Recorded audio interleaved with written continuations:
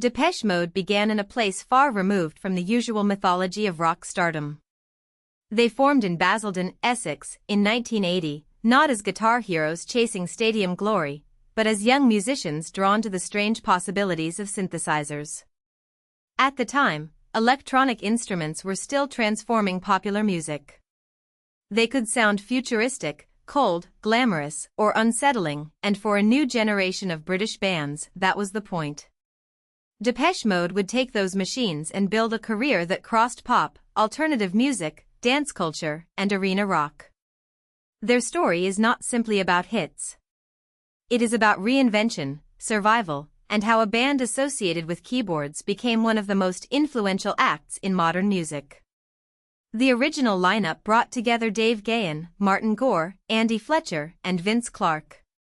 Each member had a role in shaping the early identity of the group, but Clarke was especially important at the start because he served as the primary songwriter. Their music arrived during the British New Wave era, when style, technology, and catchy songwriting were colliding in new ways. Depeche Mode's early sound was bright, melodic, and accessible, with synthesizers doing the work that guitars might have done in another band. This made them feel modern, but also approachable. They were not making abstract electronic experiments for a tiny audience. They were writing pop songs with a new set of tools. Their debut album, Speak and Spell, was released in 1981 and captured that first version of Depeche Mode, youthful, hook-driven, and tied to the energy of the new wave moment. The band also benefited from a larger cultural shift. The early 1980s saw British acts gaining new international visibility through music television, especially during the MTV-driven Second British Invasion. Image now mattered in a new way, and sleek electronic pop fit perfectly into a world of videos, fashion, and instantly recognizable sounds. But just as Depeche Mode seemed ready to build on this first success, the group faced a major disruption. Vince Clarke left at the end of 1981, removing the songwriter who had defined their debut. Clarke's departure could have ended the band almost immediately. In many groups, losing the main songwriter after the first album creates an identity crisis that is impossible to survive. Clarke went on to form Yazoo and later Erasure, proving that his talent had not been a minor ingredient. But Depeche Mode did not collapse. Instead, Martin Gore stepped into the role of chief songwriter, and this changed everything. Gore's writing gradually pushed the band into darker, more emotional, and more complex territory. Their second album, A Broken Frame, released in 1982, was the first major test of this new internal balance. It showed that Depeche Mode could continue, but also suggested that their future might be deeper than their debut implied. The next crucial change was the recruitment of Alan Wilder. With Dave Gahan as the charismatic frontman, Martin Gore as the main writer, Andy Fletcher as a stabilizing presence, and Wilder adding musical and production depth, Depeche Mode entered what many fans consider their classic lineup. Beginning with Construction Time again in 1983 and Some Great Reward in 1984, the band's sound became tougher and more distinctive. They experimented with industrial textures, darker themes, and bigger sonic spaces. The music still had hooks, but it no longer sounded merely polished or playful. It had weight. Depeche Mode were learning how to make electronic pop feel physical, dramatic, and emotionally charged. By the mid-1980s, Depeche Mode had become far more than a synth-pop novelty. Black Celebration, released in 1986, helped cement their reputation as a band willing to explore melancholy, desire, alienation, and spiritual tension through electronic music.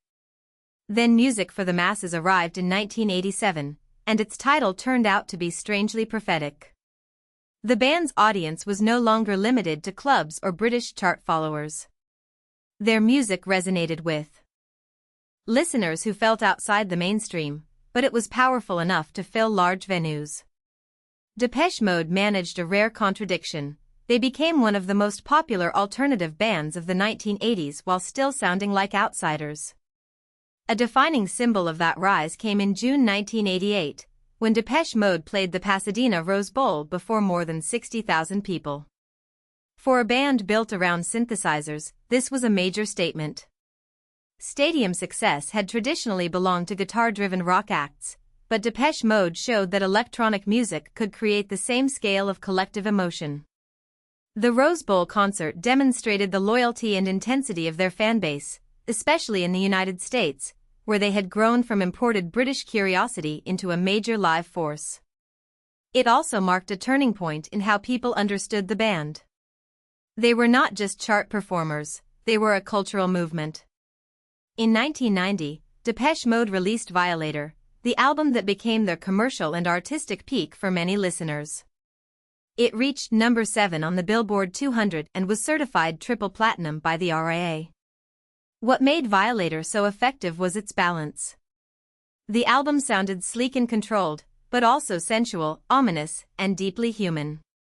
It refined years of experimentation into songs that could dominate radio, clubs, and arenas without losing the band's darker identity. Violator proved that Depeche Mode could reach a massive audience on their own terms. They did not need to become a conventional rock band, and they did not need to soften their atmosphere into simple pop brightness. Their next album, Songs of Faith and Devotion, released in 1993, was also successful, but behind that success the band was under severe strain. The recording and touring period exposed internal struggles that would reshape the group. Depeche Mode had spent more than a decade growing larger, darker, and more ambitious, and the pressure of maintaining that machine took a toll. In 1995, Alan Wilder departed, ending the lineup that had carried the band through its most celebrated expansion. His exit mattered because he had been central to the sound and structure of the group's music.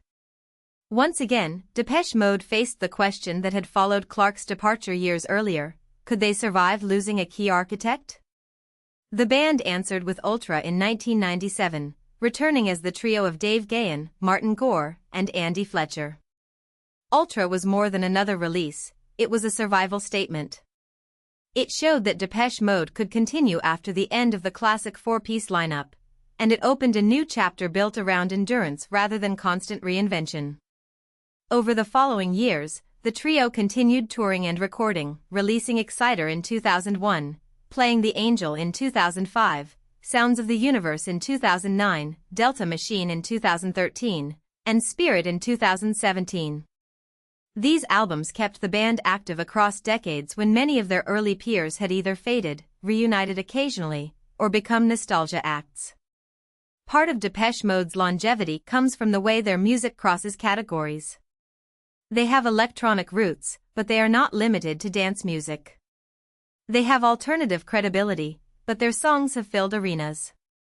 They use pop structures, but their atmosphere often leans toward darkness, doubt, and obsession.